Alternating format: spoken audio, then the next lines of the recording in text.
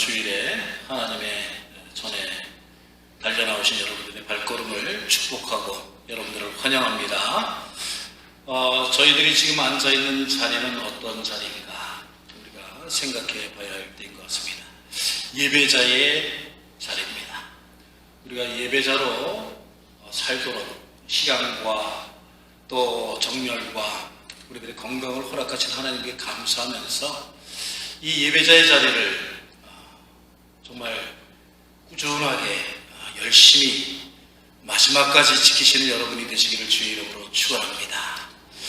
오늘 여러분 좌우에 앞뒤에 앉아 계신 분들하고 이렇게 인사를 나누겠습니다. 당신은 예배자이십니다.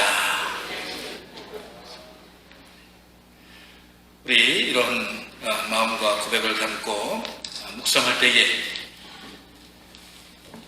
성령 강림 후 셋째 주일 일부 예배를 하나님께 올려드리겠습니다. 기도하겠습니다.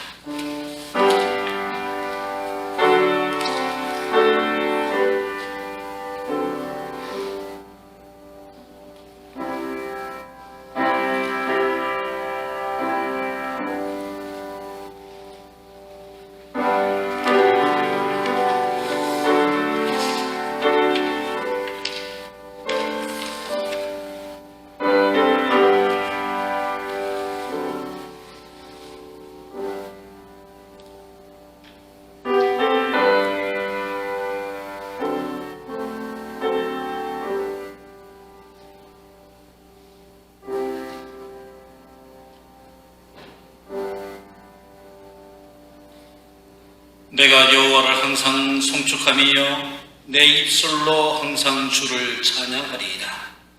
내 영혼이 여호와를 자랑하리니 곤고한 자들이 이를 듣고 기뻐하리로다. 나와 함께 여호와를 광대하시다 하며 함께 그의 이름을 높이세. 내가 여호와께 간구하며 내게 응답하시고 내 모든 두려움에서 나를 건지셨도다. 아멘. 우리의 구원자 되시는 하나님, 주님의 사랑하는 자녀들이 거룩한 성일에 예배자의 자리를 지키게 하시니 감사합니다. 저희 일평생에 이 예배자의 자리를 놓치지 않게 하시고 잃지 않게 하여 주시고 소홀히 여기지 않도록 우리의 심령을 지켜 주시옵소서. 저희의 능력과 지혜와 힘만 의지하여 살기에는 저희 믿음이 너무나 작고 얕고 연약함을 고백합니다.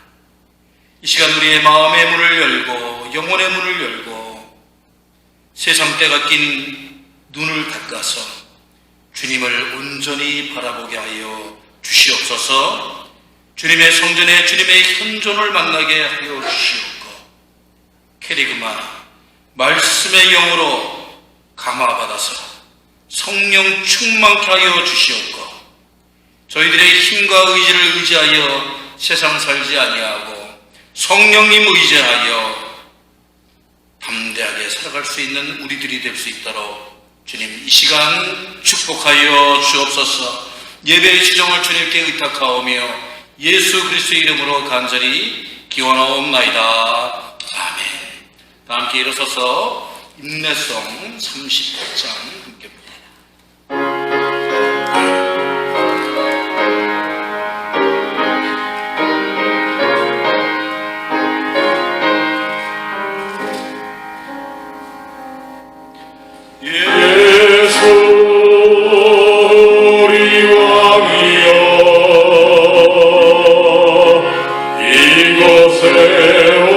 오셔서 우리와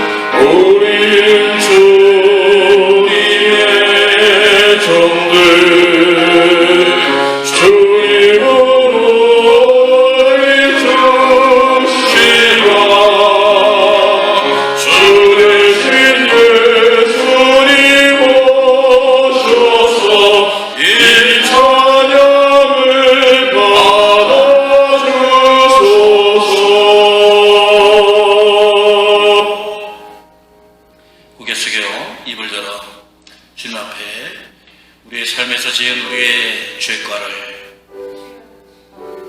우리들의 허물되고 게으르고 어리석은 모습들을 고백하는 귀한 시간을 갖도록 하겠습니다.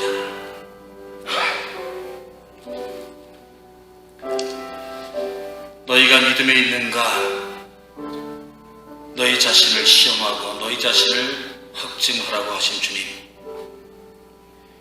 믿음은 바라는 것들의 실상이요 보지 못하는 것들의 증거라고 말씀하셨는데, 저희들은 이 환난을 겪으면서 고난 가운데서 주님께 어떠한 믿음을 보여드렸습니까?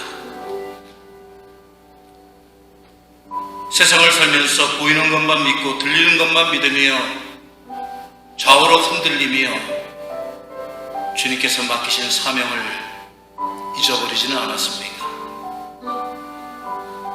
주님, 주님께 충성한다고 하면서도 아버지께 온전한 마음과 정성을 다 바치지 못한 우리들의 불충함을 되돌아보게 하여 주시옵소서. 주님, 이 시간 주님께 예배드립니다.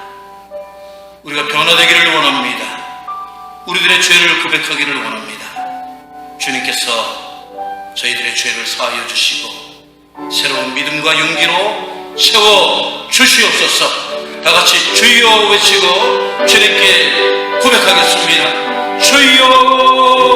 아버지 하나님, 우리들의 어리석, 우리들의 나태함, 우리들의 교만함, 우리들의 아버지 하나님 성실치 못함 주님 앞에 고백합니다. 주님, 아버지 하나님, 저희들의 죄되고 인간적인 모습을 주님께서 용서하여 주시기 원합니다. 십자가에 달리셔서 피 흘리신 주님의 그 바라보게 하여 주시고 온전히 아버지 하나님 주님께 부름받은 대로 주님께 맹세한 대로 살아갈 수 있는 힘과 지혜와 용기를 허락하여 주옵소서.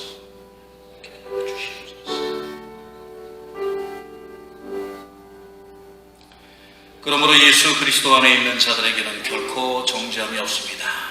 이는 그리스도 예수 안에 있는 생명의 성령의 법이 저희를 죄와 사망의 법에서 해방하셨기 때문입니다. 아멘. 사도신경으로 신앙 고백합니다. 전능하사 천지를 만드신 하나님 아버지를 내가 믿사오며 그 외아들 우리 주 예수 그리스도를 믿사오니 이는 성령으로 잉태하사 동정녀 마리아에게 나시고 본디오 빌라도에게 고난을 받사 십자가에 못 박혀 죽으시고 장사한 지 사흘 만에 존재 가운데서 다시 살아나시며 하늘에 오르사 전능하신 하나님 우편한 데 계십니다. 죄로서 산 자와 죽은 자를 심판하러 오시리라. 성령을 믿사하며 거룩한 공회와 성도가 서로 교통하는 것과 죄를 사하여 주시는 것과 몸이 다시 사는 것과 영원히 사는 것을 믿사옵나이다. 아멘. 함께 자리에 앉으셔서 교동문 35권 시편 84편의 말씀을 저와 여러분이 한 절씩 교독합니다. 교동문 35권 시편 84번의 말씀입니다. 편의 말씀입니다. 만군의 여호와여, 주의 장막이 어찌 그리 사랑스러운지요.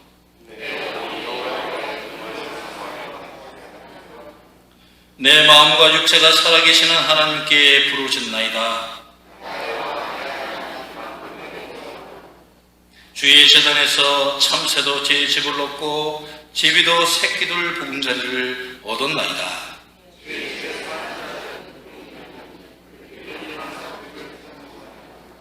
주께 힘을 얻고 그 마음에 시온에 데려가 있는 자는 복이 있나이다. 그곳에 많은 샘이 있을 것이며 이른 비가 복을 채워주나이다.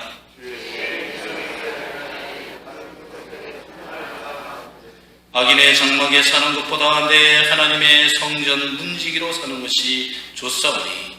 아멘. 찬송가 360장 한 목소리로 부르겠습니다. 박수 한번 할까요? 앵글락할 소리에 주의 오령 나시니 십자가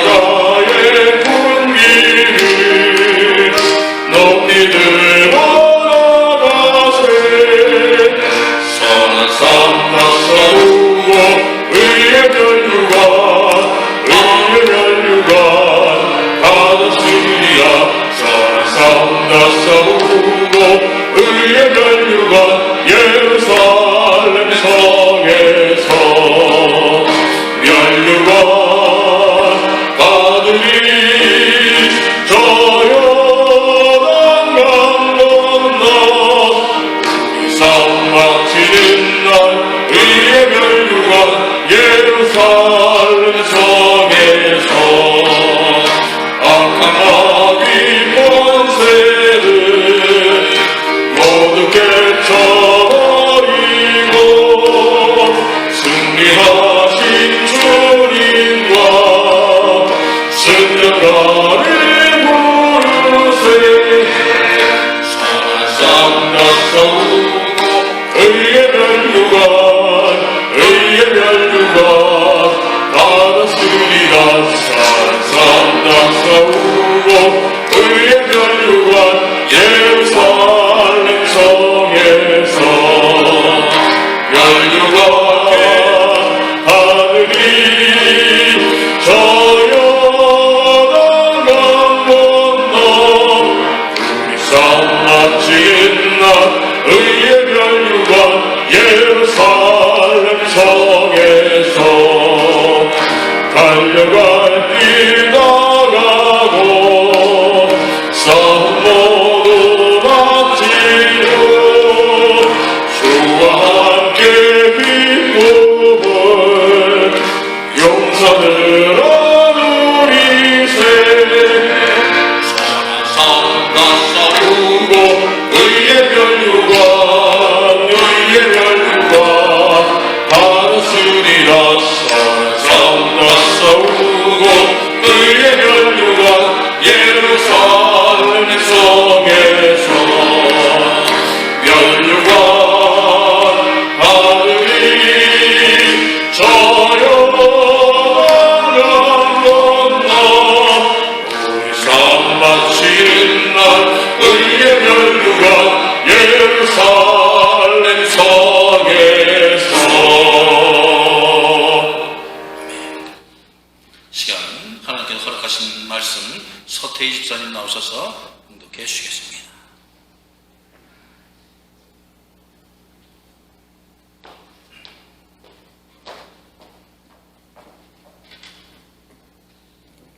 오늘 저희에게 허락하신 하나님의 말씀은 갈라디아서 2장 16절로 21절 말씀입니다. 찾으신 줄로 믿고 공독하겠습니다. 사람이 의롭게 되는 것은 율법의 행위로 말미암음이 아니요 오직 예수 그리스도를 믿음으로 말미암는 줄 알므로 우리도 그리스도 예수를 믿나니 이는 우리가 율법의 행위로서가 아니고 그리스도를 믿음으로써 의롭다 함을 얻으려 함이라. 율법의 행위로서는 의롭다 함을 얻을 육체가 없느니라. 만일 우리가 그리스도 안에서 의롭게 되려 하다가 죄인으로 드러나면 그리스도께서 죄를 짓게 하는 자냐? 결코 그럴 수 없느니라. 만일 내가 헐었던 것을 다시 세우면 내가 나를 범법한 자로 만드는 것이라. 내가 율법으로 말미암아 율법에 대하여 죽었나니 이는 하나님에 대하여 살려 함이라. 내가 그리스도와 함께 십자가에 못 박혔나니 그런즉 이제는 내가 사는 것이 아니요 오직 내 안에 그리스도께서 사시는 것이라. 이제 내가 육체 가운데 사는 것은 나를 사랑하사 나를 위하여 자기 자신을 버리신 하나님의 아들을 믿는 믿음 안에서 사는 것이라. 내가 하나님의 은혜를 패하지 아니하노니 만일 의롭게 되는 것이 율법으로 말미암으면 그리스도께서 헛되이 죽으셨느니라. 이 말씀은 살아계신 하나님의 말씀입니다.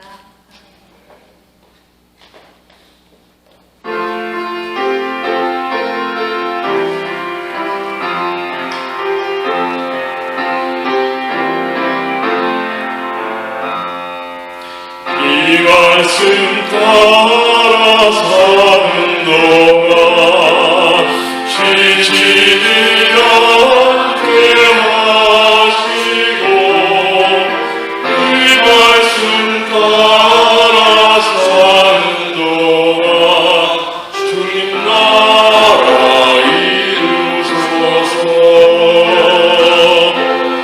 이 말씀 따라 사는 동안 지치지 않게 하시고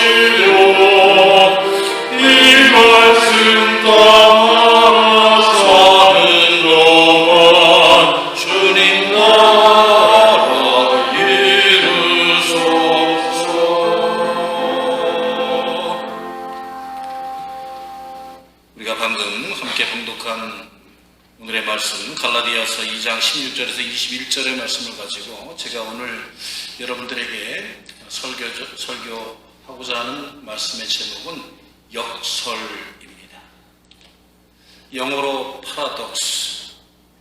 이 역설이란 말은 한국말로 표현해보자면 언뜻 보면 매우 일리가 있는 것처럼 생각되는 것임에도 불구하고 분명하게 모순되어 있는 상태나 그런 결론으로 이룰 수밖에 없는 그런 이론이나 그런 지경을 이야기하는 것입니다.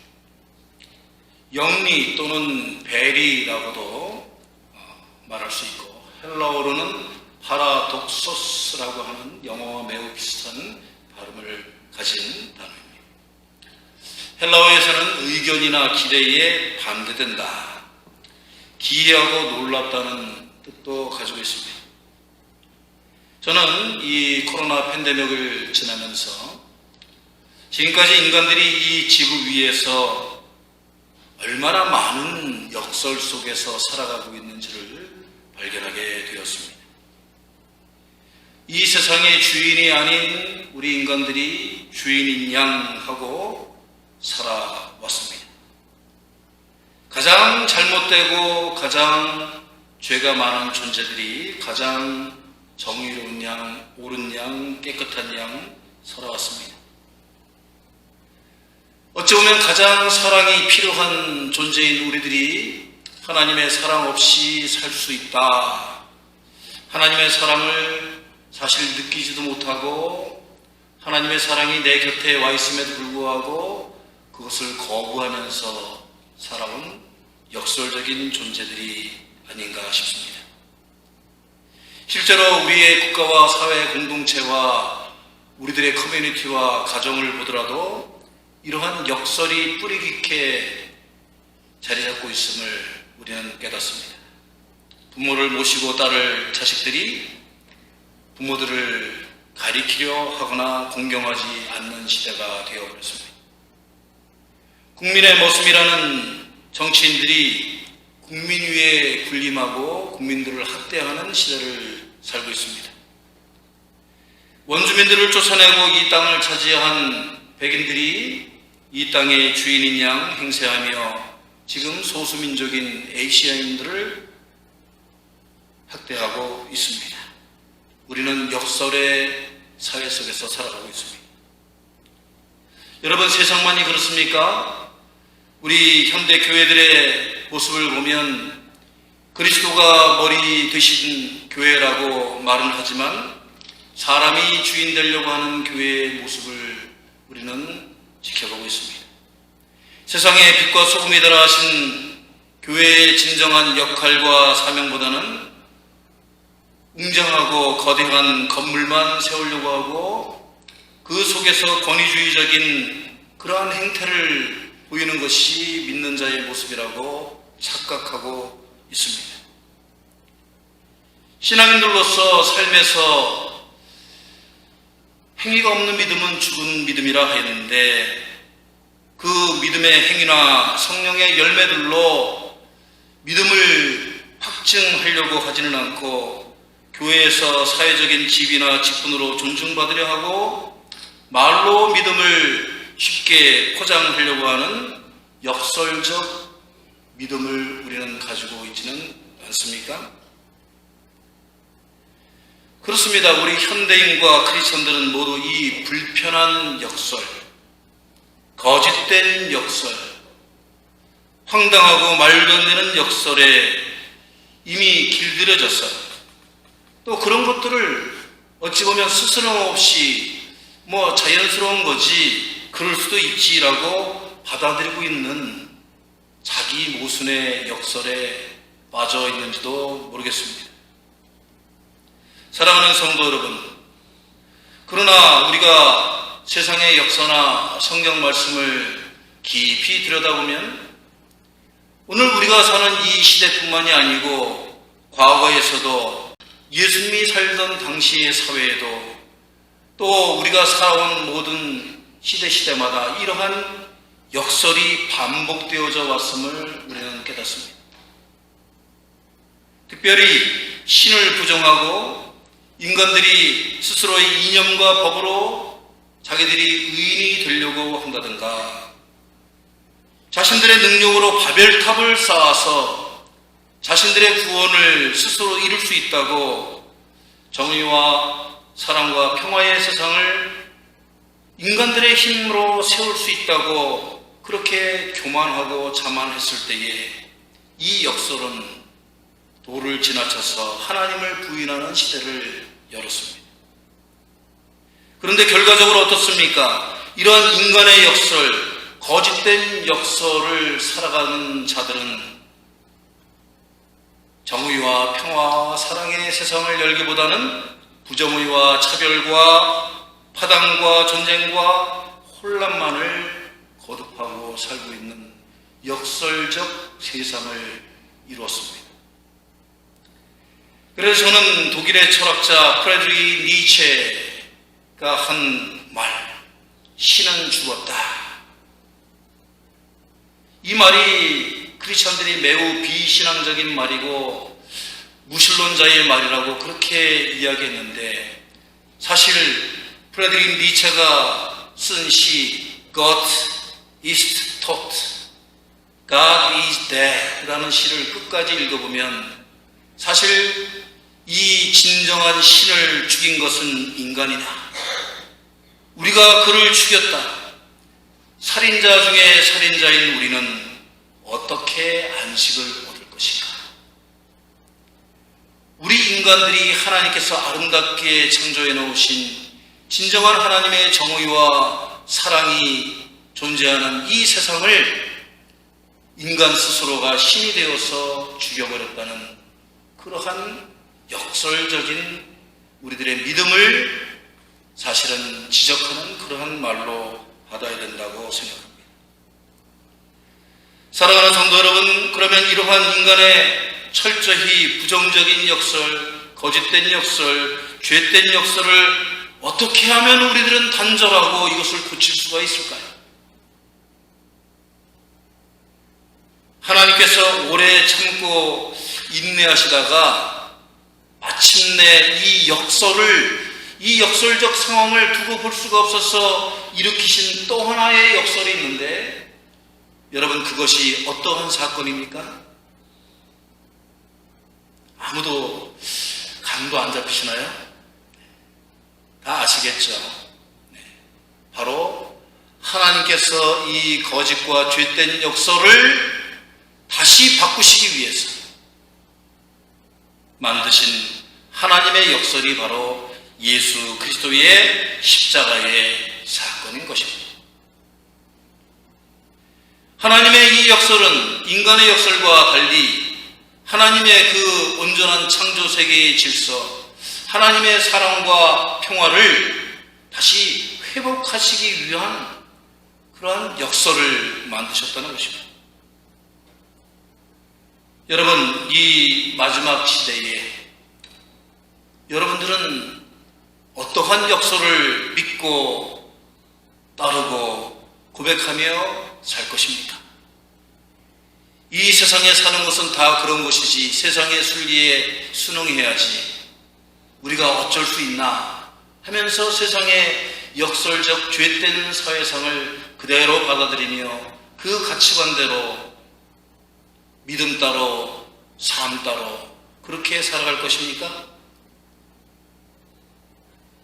이제 우리가 죽음을 앞두고 오늘 죽을지 내일 죽을지 모르는 이 상황 속에서 우리가 진정 회개하고 깨달은 크리스천들이라면 우리는 이제라도 정말 예수 그리스도의 십자가의 그 역설이 우리들의 삶을 회복하고 변화시키고 정말 하나님의 사명과 목적을 이루어드리는 여러분들의 삶이 역설의 인생이 되시기를 주의 이름으로 축원합니다. 성도 여러분들 우리의 영혼이 이 사악한 역설의 세상에서 정말 평안과 안식을 찾기가 힘들지 않습니까? 여러분의 삶이 이 역설의 땅과 구조에서 차별받고 피곤하고 상처받고 공고한 가운데 있지 않습니까?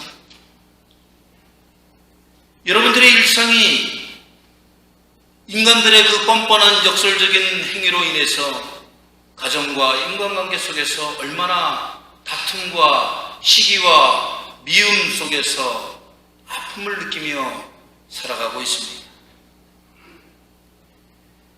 사랑하는 성도 여러분, 저는 목사로서 여러분이 각자의 삶의 자리에서 예수님을 코로나 이전 시대보다도 더욱 진실하게 만나시고 더욱 확실하게 예수님을 모시어 드리시기를 주의 이름으로 권고합니다.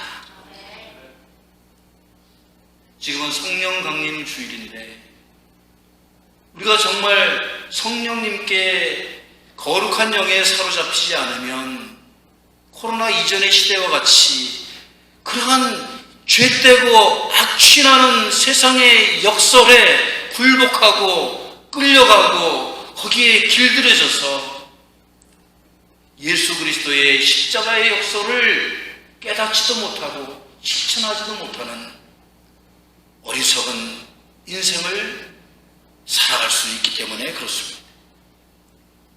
이제 오늘 본문 말씀을 통해서 우리들에게 주시는 숨겨진 보화, 예수님의 역설의 그 조건들을, 예수님의 십자가의 사건이 우리들에게 요청하시는 그러한 역설적인 삶을 우리가 어떻게 살아낼 수 있을 것인가, 두 가지로 짧게 알아보고자 합니다.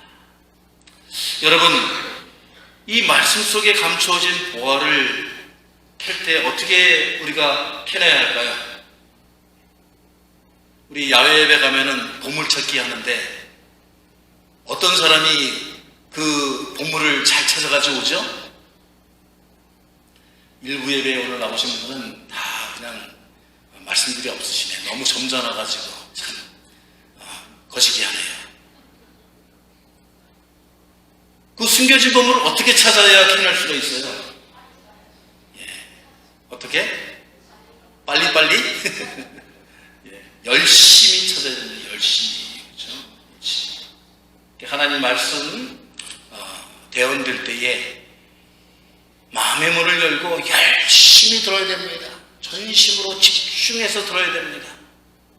제가 앞서 말씀드린 예수님을 만나기에 더 열심을 내라.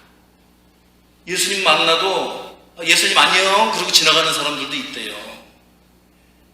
그 예수님을 만났으면 집으로 모시어드리고 정성스럽게 대접하고 그 예수님의 뜻을 내가 깨닫기 위해서 교통하고 교제할 때에 예수님의 거룩한 영이 여러분들의 심령의 삶의 가정의 자녀들에게 진실되게 임재하실 줄로 믿습니다. 오늘 저희들에게 첫 번째 주시는 말씀은 죽음으로 살아나는 크리스찬들이 되라고 말씀하고 계십니다. 따라서 한번 해보겠습니다. 죽음으로 살아나는 크리스찬. 아니, 목사님 말이 안 되잖아요. 죽었는데 어떻게 살아나요? 오늘 본문 19절에 내가 율법으로 말미암아 율법에 대하여 죽었나니 라는 말씀을 주목해서 보시기 바랍니다. 여기서 율법이란 헬라어로 노모스, 즉 더 로우를 이야기합니다. 확립된 것, 관습, 습관, 법, 명령이라는 뜻이 있죠.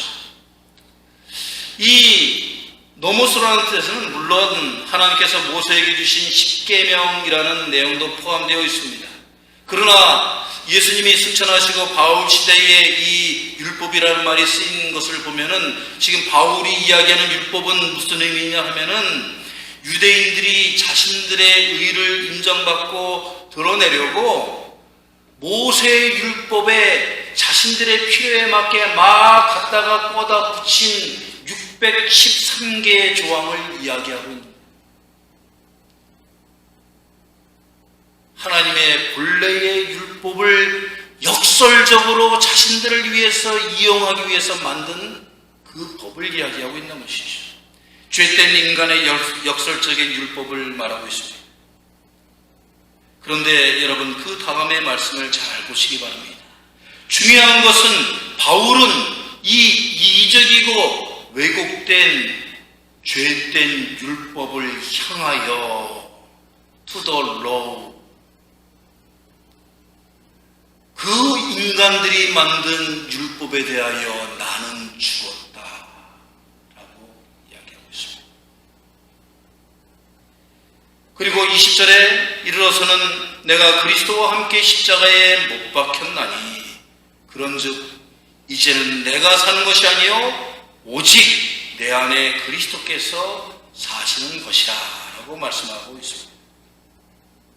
내가 죽고 예수님과 함께 다시 사는 영혼의 삶의 역설, 그것이 이루어지기 위해서는 이 세상이 지금 가지고 있는 보편적인 진리라고 하는 세상의 그 상식과 편견과 세상 사람들의 가치와 세상 사람들의 논리와 이 세상의 구조에 대해서 굴복하고 순종하는 것이 아니라 우리 크리스천들은 바울과 같이 to the law, 그것에 향하여 죽어야 할 줄로 믿습니다.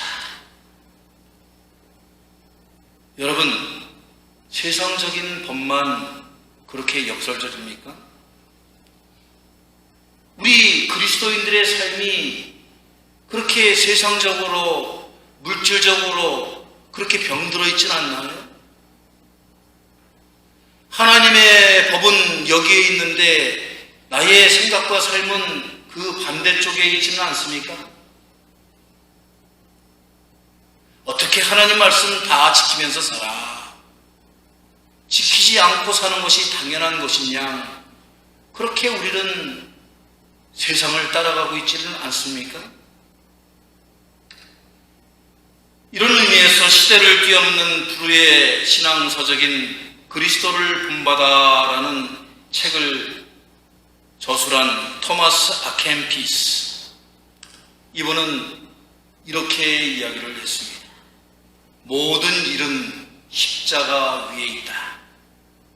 매일 십자가에 죽지 않고는 생명과 평화를 얻을 수단이 없다라고 이미 오래전에 우리들에게 충고했습니다. 왜 예수님은 하나님이 주신 십자가의 역설을 받아들이시고 순종하시고 십자가상에서 죽으셔야만 했을까요?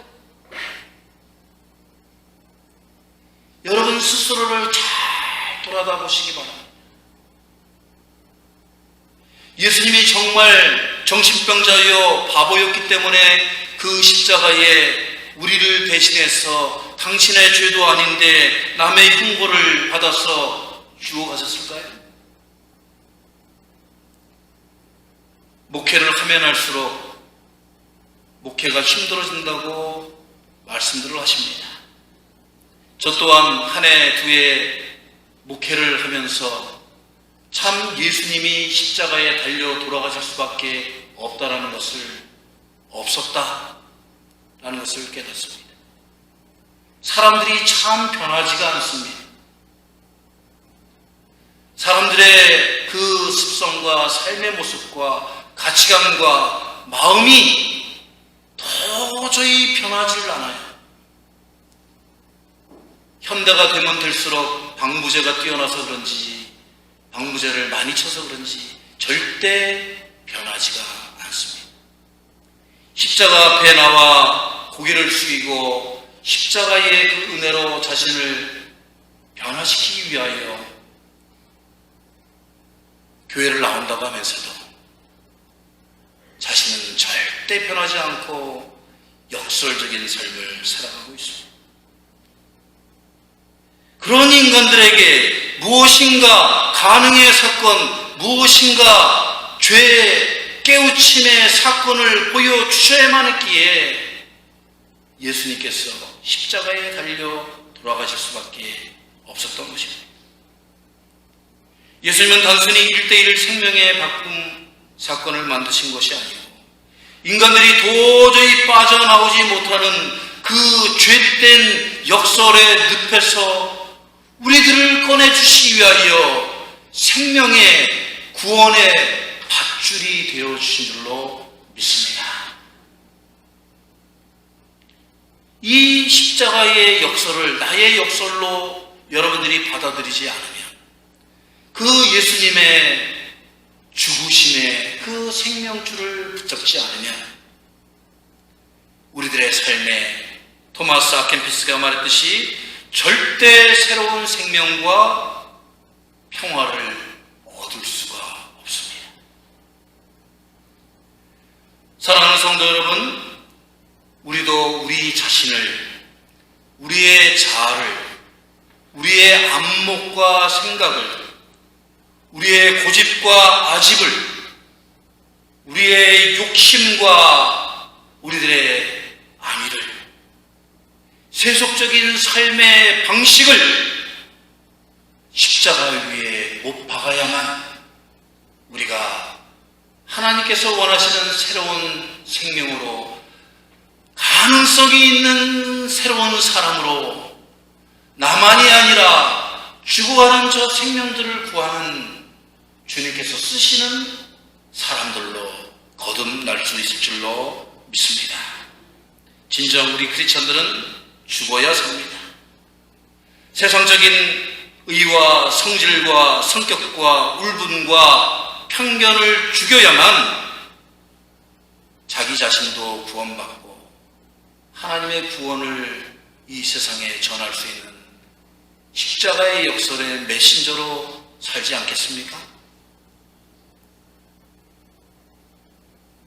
여러분, 미국인 7,000명을 대상으로요 9년간의 추적 끝에 얼마 전에 나온 결과에 의하면 장수에 대한 아주 흥미로운 결과가 밝혀졌대요.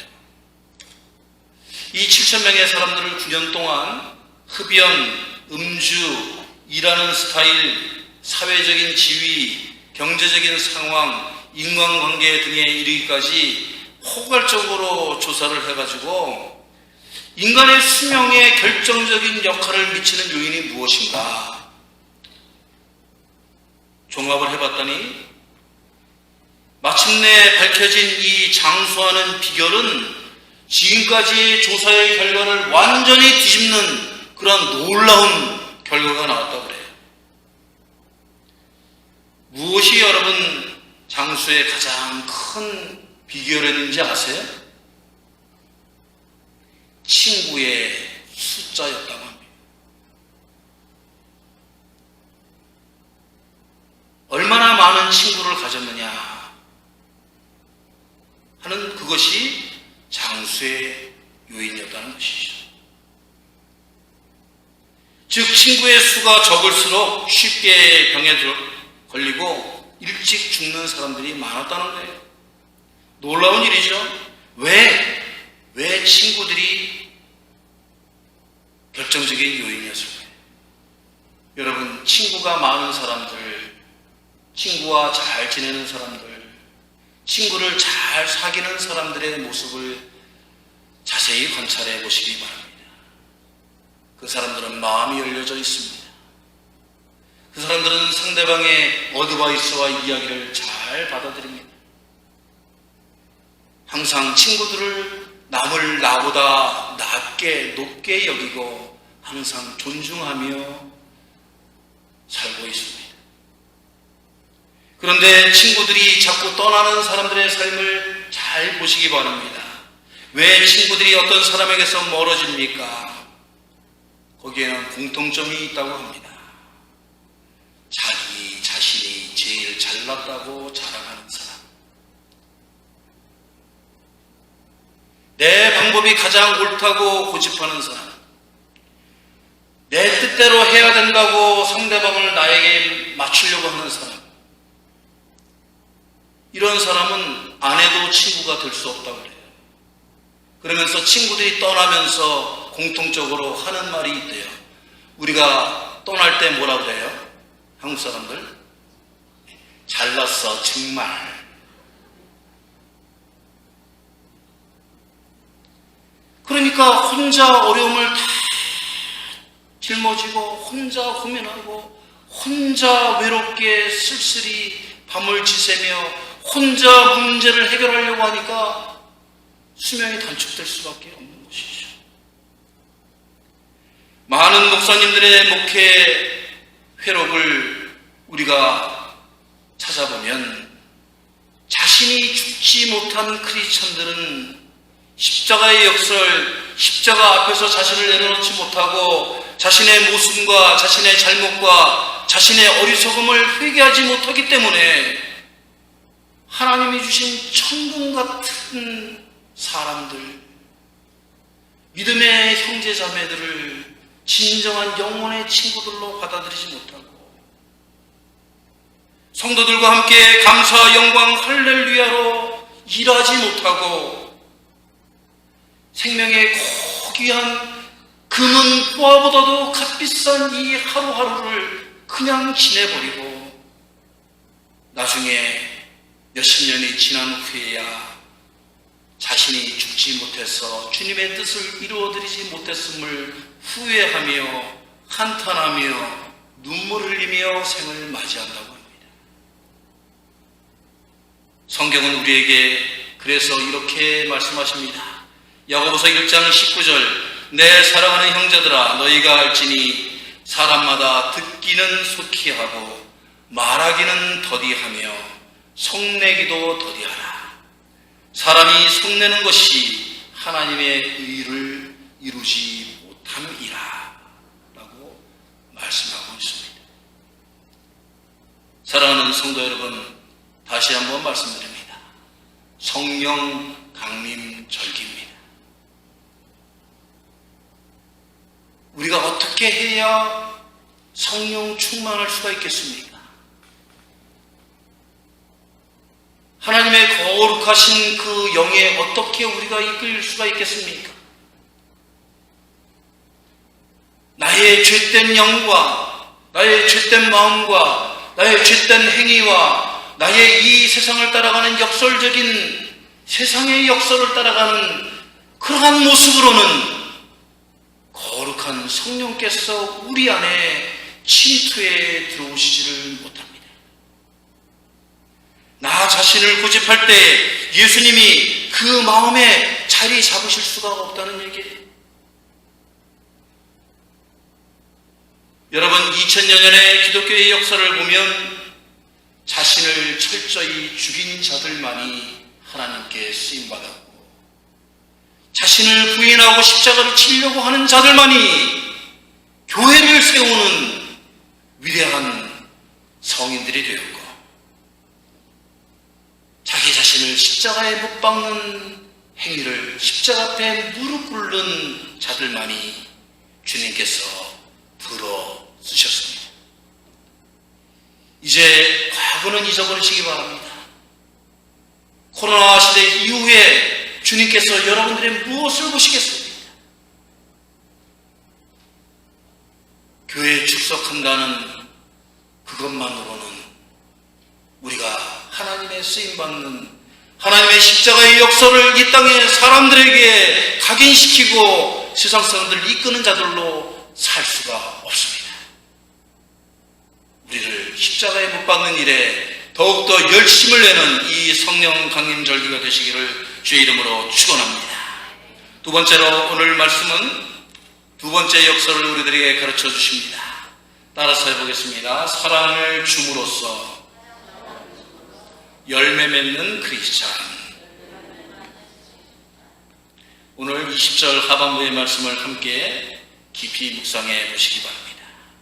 이제 내가 육체 가운데 사는 것은 나를 사랑하사 나를 위하여 자기 자신을 버리신 하나님의 아들을 믿는 믿음 안에서 사는 것이다. 예수 그리스도의 나를 위하여 자기 자신을 버리신이라는 말씀은 바로 사랑을 우리들에게 주셨다는 것이죠. 자기 사랑에 갇혀있는 사람은 사랑을 주는 행위를 하지 못한다는 것입니다.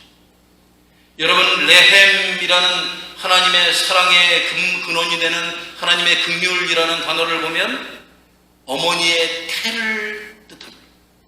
어머니의 잉태. 자기를 죽이는 것에서 그치지 않고 자신을 죽여서 자신의 생명을 줘야 한다는 것입니다. 여러분, 예수 안에서 다시 삶을 내가 죽어야 한다는 것을 깨닫고 거기서 중단하면 안 된다는 것입니다. 거기에 만족해서는 우리가 부활과 중생을 이루어낼 수 없다는 것입니다. 부활과 중생을 경험한 사람은 그 다음부터 어떻게 살아야 할까요? 그러면 통상 그렇게들 대답하죠. 잘 살아야 됩니다. 아름답게 살아야 합니다. 그렇게 이야기합니다. 아닙니다. 잘 아름답게 멋지게 살아야 한다는 것은 세상 사람들의 모양이고, 우리 크리스천들은 요한복음 12장 24절의 말씀대로 저는 예수님의 가르치심대로 살아야 한다고 저는 여러분들에게 증거합니다. 다 같이 크게 한번 외쳐볼까요? 시작. 내가 진실로 진실로 너희에게 이르노니 한 알의 밀알이 땅에 떨어져 죽지 아니하면 한 알 그대로 있고 죽으면 많은 열매를 맺느니라. 여러분의 이 코로나 이후의 삶이 사랑의 열매를 맺으시는 삶이 되시기를 축원합니다. 열매 없는 삶은, 열매 없는 가지는 이 마지막 때에 주님의 심판대 위에서 찢기고 버리움을 받기 때문에 그렇습니다. 그래서 찬송 작사자인 하박에는 내 너를 위하여 몸버려 피 흘려 내 죄를 속하여 살 길을 주었다. 그리고 나서 우리들에게 이렇게 묻고 있습니다. 너 위에 몸을 주건만 날 위해 무엇 주느냐. 그리스도의 사랑과 죽음의 역사를 경험했다면 우리는 이 세상 속에서 힘들고 어렵고 무겁고 고통스럽고 불가능한 것처럼 보일지라도 사랑의 열매, 생명의 열매를 맺기 위하여 우리가 최선을 다하여 사는 사람이 되어야 한다고 가르치시는 것입니다. 옛날에 인천에 남편이 병으로 세상을 떠난 부인이 5살 그리고 3살 된 아들을 키우기 위해서 철길가에 있는 신발 공장에 다녔다고 합니다.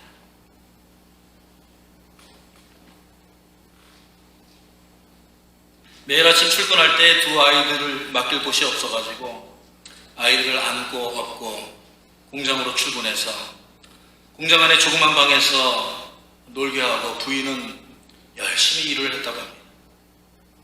따뜻한 어느 봄날 햇볕이 쬐니까 아이들이 방 안에서 놀기가 무더웠던지 그만 몰래 철길로 나갔습니다. 철길에서 조약돌 치기를 하고 가위바위보 놀이를 하던 그때에 기차가 달려들었습니다. 누군가 애들이 없어졌어요 소리치는 그 소리에 엄마가 순간적으로 뛰쳐나가 보니 철길에서 놀던 아이들이 금방 기차에 치일 위기에 서 있습니다. 이 엄마는 잠시도 망설이지 않고 그 아이들을 달려들어 밀쳐내고 그 기차에 엄마가 치여 죽고 말았다고 합니다.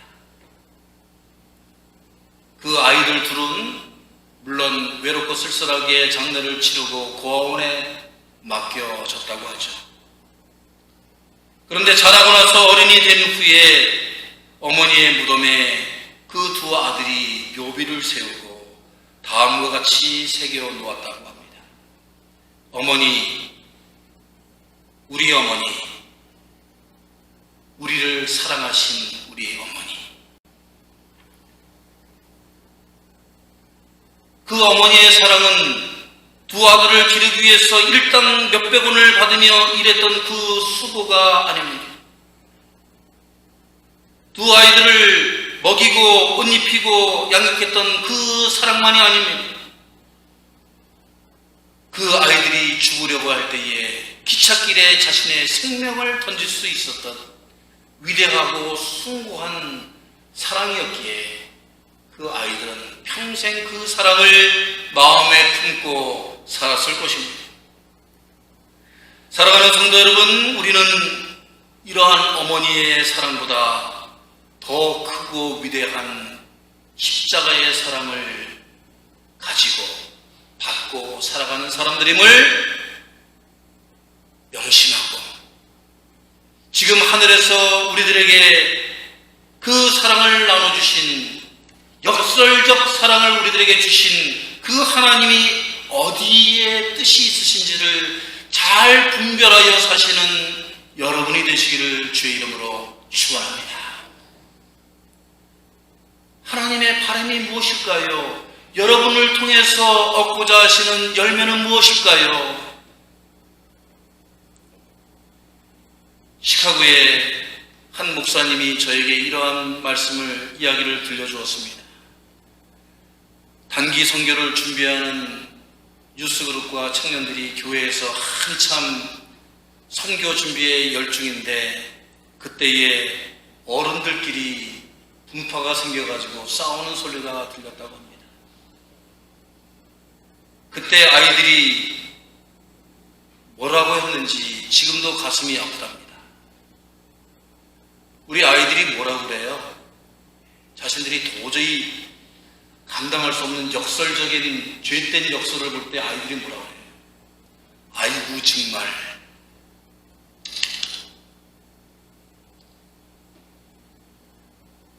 여러분, 기도할 때 우리 옆방에 밑에 있는 아이들이 신앙적으로 잘 크게 해달라고, 하나님의 일꾼들이 되게 해달라고, 은혜 충만히 주시라고 말만으로 기도하시지 말기를 바랍니다. 그 아이들은 여러분의 열매를 보고 여러분의 열매를 쫓아올 수밖에 없어요.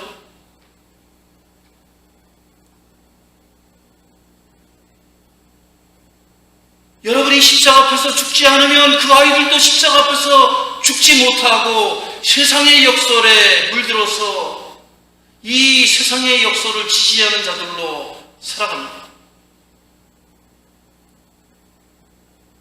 오늘 오랫동안 이 재단을 섬기신 원로 장로님이 소천하신 소식을 우리가 듣습니다. 애석하고 저도 허전하지만은 저는 비통하거나 안타깝다고 생각하지 않습니다. 하나님이 보내신 그 생명의 임무를, 사명을 철저히 잘 이행하시다가 가셨기 때문입니다. 저는 그분의 삶에서 사랑의 열매, 헌신의 열매를 보았기 때문입니다. 제가 몇 달 전에 댁에 찾아가 배웠는데 힘드신 몸으로도 계단을 붙잡고 내려오셔서 제가 기도해드리니까 이 목회자를 위로해 주신다고 떨리는 음성으로 눈물로 기도하시던 그 모습이 아직도 눈에 선합니다. 오늘 여러분들이 만약 하나님께 부름받아서 주님 심판대 위에 선다면 여러분은 어떠한 열매를 하나님께 보여드리겠습니까? 주님, 제 삶의 열매는 이러이러한 것들입니다. 과연 여러분의 인생 광주리에 담아서 하나님께 보여드릴 수가 있겠습니까? 혹시 그 광주리 안에 미움과 다툼과 시기와 증오와 깨어짐과 분냄과 불신과 불충성의 열매만이 담겨 있는 것은 아닐까요? 저는 여러분들이 이 성령 강림 절기에 예수 그리스도의 역사를 몸으로 체험하시고 받아들이셔서 이전까지 우리가 맺었던 그러한 썩은 열매들 말고 생명의 열매들을, 사랑의 열매들을, 평화의 열매들을 맺어가시기를 주의 이름으로 축원합니다. 그것이 하나님께서 오늘 우리들에게 주시는 뜻이요, 바람이요, 명령인 것입니다. 다 같이 기도하겠습니다. 하나님, 주님께서 우리들을 위하여 십자가에 달려 죽으신 역설적인 사랑을 저희들이 깨닫게 하여 주옵소서. 우리가 십자가 앞에서 십자가에 우리를 참으로 죽지 못하면, 달려 죽지 못하면, 아버지 하나님, 우리가 이 세상 속에서 그저 그렇게 세상의 죄된 역설에 쓸려 죽을 수밖에 없는 존재들임을 깨닫게 하여 주옵소서. 예수 그리스도께서 우리와 함께 하시고 우리들을 지금도 건져주시려고 이 성전으로 부르셨습니다. 주님 앞에 앉았습니다. 주님의 역설로 우리들의 영혼을 개혁하고 삶을 개혁하고 우리들의 사명을 개혁할 수 있는 주님의 신실한 종들이 될 수 있도록 주님 이 시간 우리들을 인쳐 주시옵소서. 예수 그리스도의 이름으로 간절히 기도하옵나이다.